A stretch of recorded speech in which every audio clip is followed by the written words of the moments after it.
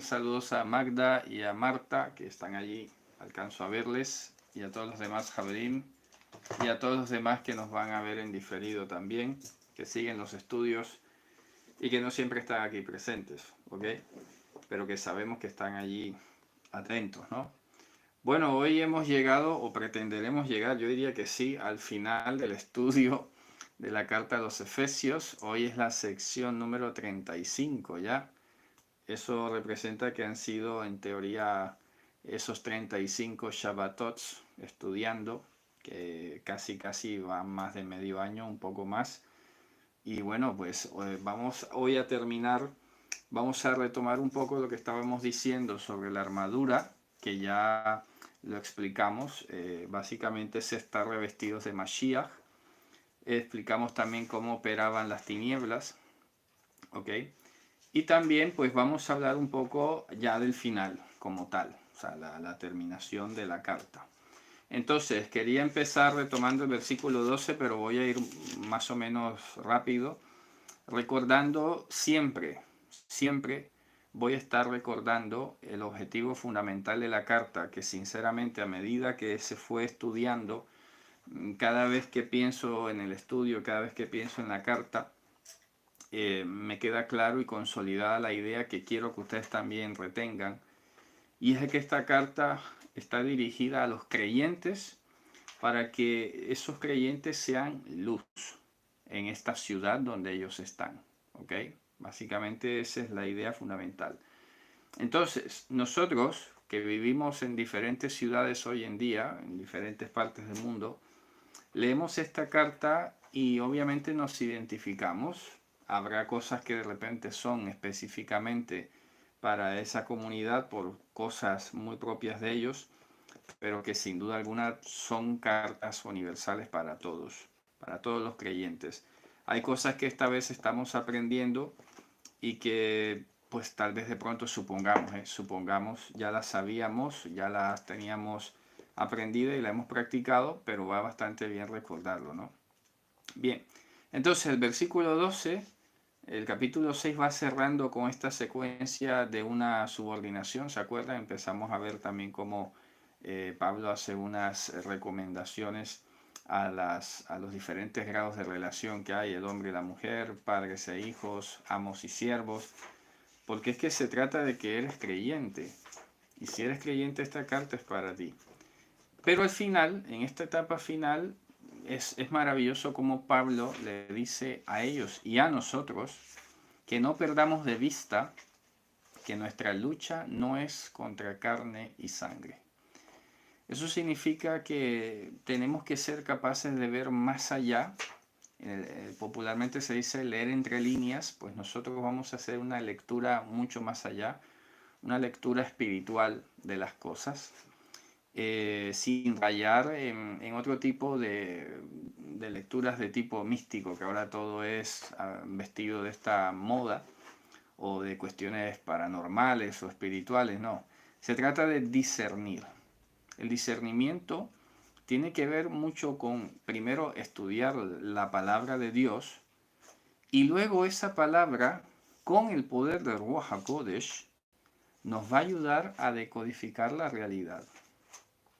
Eso es un ejercicio. Puede ser que alguien de repente en una situación de peligro, viene Dios, interviene, le abre la mente y ve algo y ya está. Pero bueno, no quiere decir por esa razón de que no vayas a estudiar. Hay que estudiar. Entonces, les dice en el verso 12, recuerden que no tenemos lucha contra carne y sangre. Aquí hay una estructura organizada que, vale la pena recordarlo, es uno de los puntos ciegos del judaísmo. Nadie, ninguna literatura como la del Evangelio, ninguna revelación, nada se puede llamar revelación si no es el Evangelio, nadie ha descrito tan a la perfección y con tanto detalle el modus operandi de las tinieblas. ¿Ok? Nadie. El judaísmo es casi analfabeto con relación a este tema. Y los que medio saben algo resulta que son cabalistas y no se dan cuenta que están sirviendo a las propias tinieblas y no lo saben en muchas ocasiones. Otros sé que sí lo saben, que eso es otra cosa. Pero dice, si tú como creyente lees esta línea y dice, vale, tengo que saber que la guerra, la lucha, no es contra carne y sangre. Eso significa que precisamente vamos a estar muy atentos, nuestros sentidos, en, eh, en medirlo todo con la escritura.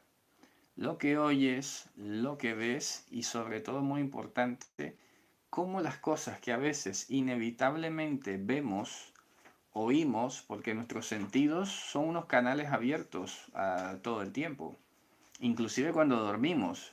Cuando dormimos nuestros oídos siguen oyendo, nuestra piel sigue sintiendo a pesar de que tengamos los ojos cerrados. Así que nuestros sentidos que bien nos ayudan y que bien sirven, están abiertos todo el tiempo, ¿ok? Pero entonces lo que tenemos que hacer nosotros, como bien dijo nuestro Señor, mirad qué oís. Mirad significa estate pendiente, revisa qué oyes, revisa qué estás viendo. Porque a veces de repente nos acostumbramos a algo y lo estás viendo y lo estás viendo y lo has normalizado y no te das cuenta que eso es un ataque espiritual. Pero a ti te parece normal. ¿Sabes? Te acostumbras a escuchar cosas, te acostumbras a ver cosas, a sentir cosas y dices, bueno, así es la vida o lo que sea, pues no. En este caso no es así, las cosas hay que medirlas espiritualmente. Y como sabemos y tenemos que estar pendientes de que esa es una lucha de un nivel a veces deshonesto, porque resulta que obviamente el enemigo es tramposo, no va a ser honesto, no va a ser un jugador que respete las reglas o los límites o no, nada, cero, no respeta nada, no respeta edad, no respeta círculos, no respeta nada, ¿no? Viene destruyendo. Entonces, tanto en ese mismo nivel de relación de maridos, de hijos con padres y de amos con siervos, por eso es que está hablando de este tema, porque precisamente entre el hombre y la mujer se pueden dar situaciones en las que está utilizando las tinieblas sus más tramposas estrategias para que el uno y el otro se vean mal. Lo mismo padres con hijos y lo mismo amos con siervos. Entonces pasa algo y te viene una vocecita en la cabeza que ha entrado por aquí por el oído y tú no lo sabes. Y esa vocecita empieza a sembrarte cizaña, empieza a sembrarte malos pensamientos, empieza a sembrarte cualquier tipo de situación extraña que ya te digo, tú dices, vaya, he sentido esto, he percibido esto, lo voy a congelar, lo congelo, lo observo y digo, esto no es de la escritura, y lo desechas. ¿Me explico? Porque inevitable será, y tenemos que ser conscientes de eso, que vengan cosas a nosotros, por nuestro sentido, repito. Pablo se lo dijo a los corintios, temo, o sea, cuando dice temo, quiero decir, sé que no puedo hacer más nada, ¿vale? Pero temo que vuestros sentidos sean engañados de esa sincera fidelidad a Mashiach. Entonces, muy atento a los sentidos, ¿no? Entonces es inevitable que vengan, veas cosas, te pasen ideas por la cabeza, etcétera, etcétera, pero tú tienes que estar muy atento, muy despierto. Y eso tiene que ver algo con lo que vamos a leer hoy al final. Ojo con la palabra despierto. La voy a anotar por aquí porque la vamos a necesitar. Estar despiertos. Y esto no tiene que ver con el sueño, ¿eh? Estar despierto tendrá que ver totalmente con saber dónde tienes la cabeza.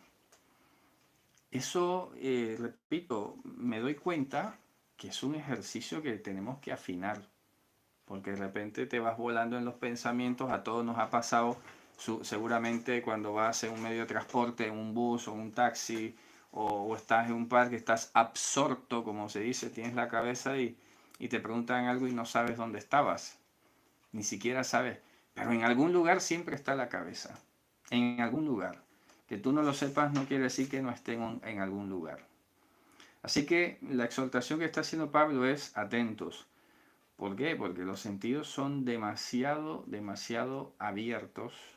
Funcionan porque tienen que funcionar así. No nos vamos a tapar los ojos ahora y los oídos.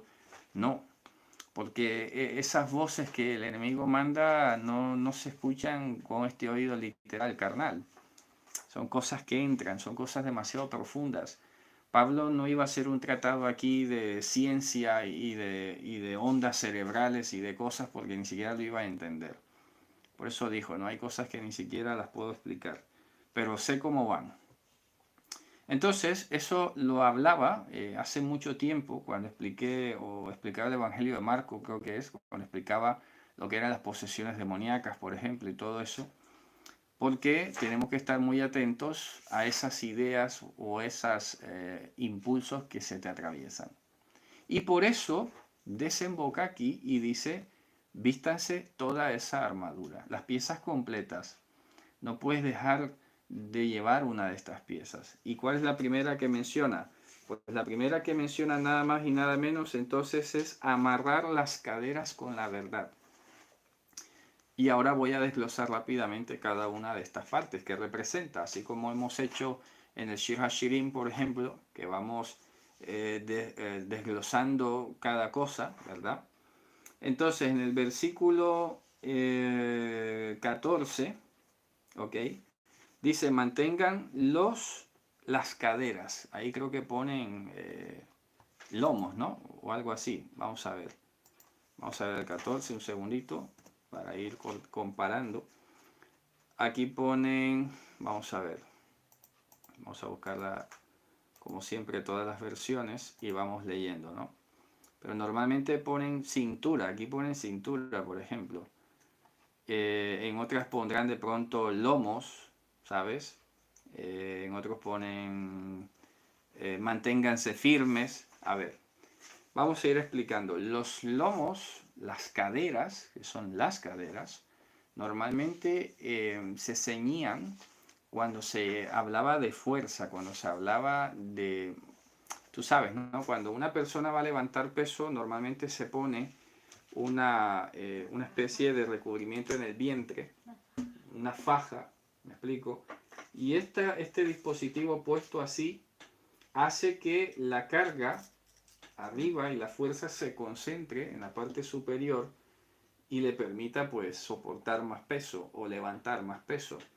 Pues en este caso en las caderas, cuando se amarra aquí, por eso ponen algunos cintura, pero resulta que esto obviamente va a ser una expresión idiomática y vamos a ver por ejemplo lo que dice aquí ya les voy a decir, en 1 de Reyes 2.5. En 1 Reyes 2.5, en la parte final dice, está hablando en contra de Joab, el hijo de Zeruiah, o de Sarbia, que pone en castellano, y dice que no le deje tranquilo, que no le deje en paz. ¿Por qué? Porque dice, puso sangre de guerra en su cinturón, que está en sus caderas, y en su zapato que está en sus pies. ¿Ok? Entonces, ¿qué pasa? Que este lugar de la cadera era normalmente, por ejemplo, donde iba la espada, donde iba normalmente el apoyo, por ejemplo, que se aplicaban unos con otros. ¿Me explico? En el sentido de soportarse cuando ibas a escalar algún lugar, lo que sea. Pero ¿qué pasa? Que en este caso, como le digo, simbólicamente hablando, cuando lees todos los demás textos bíblicos, la cadera está representando esa capacidad de lucha. Entonces, como está hablando desde antes que vamos a soportar o a resistir, lo primero que tienes que entender es que la fuerza y la resistencia no puede estar basada en una cosa que no sea la verdad. Estamos hablando de resistencia, repito, de resistencia, palabra clave. Voy a escribirla por aquí también. Resistencia. Acuérdense que ese es el objetivo fundamental. Lo dije la vez pasada. ¿Ok? Es resistencia. Ni siquiera ir a conquistar y a pelear y a buscar, ¿no? Es resistencia. Entonces, la primera fuente es la verdad. No hay verdad sino Dios y su palabra. Y esto es absoluto y sin matices. Ojo, mira lo que está haciendo el enemigo últimamente. ¿Qué está haciendo el adversario? Ustedes que han estado aquí, todos hemos estado conectados y compartiendo cosas y novedades, ¿qué podemos decir que ha hecho el adversario últimamente? Echarle poros y hacer porosa la palabra de Dios. Entonces ya ustedes son testigos, ¿no? Hay quienes salen diciendo que no toda la palabra es palabra de Dios, que bueno, que hacen falta libros, que es que ese versículo, ese autor tal vez no sabía cosas, etcétera, etcétera. Esa porosidad le quita firmeza a esa fuente de resistencia. Y por eso es lo que he tratado de transmitir de parte, bueno, de parte del Señor, yo con toda confianza, porque es que veo de lejos por dónde vienen los ataques. ¿Me explico? Y es impresionante, ustedes son testigos y se han dado cuenta que vienen efectivamente por ahí. Pero de mucho antes lo he venido advirtiendo. Estos ataques a la escritura, por ejemplo, ¿cómo empezó todo? Y todavía se oye que el evangelio, que bueno, que eso es católico, que es que eso es griego, que es que eso es cristiano, que mejor es la Torá, que Torá, y tanta Torá, que lo que no se han dado cuenta todavía algunos es que han hecho es sacarle los ladrillos del evangelio o las varillas del evangelio, y esa estructura ahora es endeble. ¿Qué decía esta semana con mi esposa? Fíjate qué curioso. La gente que se ha metido a estudiar la Biblia solo intelectualmente, solo, repito, intelectualmente, unos han terminado en católicos, o sea, volviendo atrás, y otros están terminando en judíos ortodoxos. O sea que en cualquiera de los dos casos, esa intelectualidad y ver las cosas, no es que la ciencia o es que la literatura o es que tal cosa, si haces depender la verdad de eso, entonces ya no es verdad. Porque entonces cuando cambia algo, cambiará la verdad. Y la verdad tiene una característica muy particular. La verdad es inmutable. La verdad, según la Biblia, es invariable, inmutable. Ya lo dice, en nuestro Dios no hay sombra de variación. Pero me ha llamado poderosamente la atención que, repito, todos los esfuerzos que hay, tú te quedas viendo, pensando, y terminas dándote cuenta que lo que finalmente dicen es, bueno, el Nuevo Testamento no es que valga mucho, porque es que eso se opone a esto o no encaja con esto, entonces hay que quitarlo. Eso es faltar a la verdad. Nunca, nunca podemos permitir que nadie venga a socavarnos el fundamento de la escritura. Porque es que, ya lo dije alguna vez, no se trata de las hojas, no se trata del texto griego, es que se trata que aquí está retratada la revelación de nuestro Señor. Si tú le cambias un verso, una página, para hacerlo coincidir con tu visión particular, está faltando a la verdad. Ojo, y lo digo, y ustedes lo saben por qué lo digo. Porque una cosa es que, por ejemplo, yo mismo, me pongo yo de ejemplo, ¿no? Una cosa es que yo leo un versículo, lo estudie, pero siempre respetando lo que dice, ¿vale? Y de repente diga, bueno, este versículo lo entiendo de esta manera, y luego más adelante caigo en cuenta que no era así, ¿qué tengo que hacer? Corregirlo. Pero si yo estoy metido en un estudio, me doy cuenta que hay un versículo que contradice lo que yo digo y no lo quiero corregir yo, mi postura, entonces ahí estoy faltando a la verdad ya con conciencia. Estoy ignorando voluntariamente los llamados de atención y me estoy enfocando ya en mi propia visión de las cosas. Así que yo por eso siempre soy muy cuidadoso de aclarar siempre si hay certeza o no hay certeza, si algo tiene fuerza de verdad o no la tiene. Porque es que nos tiene que interesar solo la verdad. Mira por qué Pablo la menciona, porque es que es el fundamento de todo. Si no está firme ese fundamento, pues no hay nada que hacer. Todo lo demás que quieras hacer va a ser sin ningún resultado. Por eso la primera invitación es defender, rodear, proteger, conservar la solidez de la escritura. No se dejen fascinar por falsos evangelios, por libros apócrifos, por Qumran, por cosas exógenas, porque es que mira el gusanillo cómo viene. ¿Cuál ha sido el gusanillo que tuvo éxito? Ah, es que el canon, bueno, el canon, ¿quién lo hizo? Hay tantos cánones, hay otros libros que no... Y con ese tipo de discursos, ¿qué hacen al final? Hacer que las personas le pierdan credibilidad a la escritura.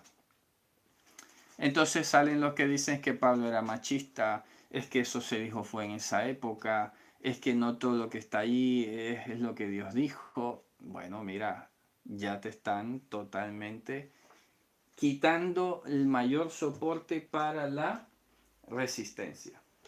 Ojo, palabra inolvidable.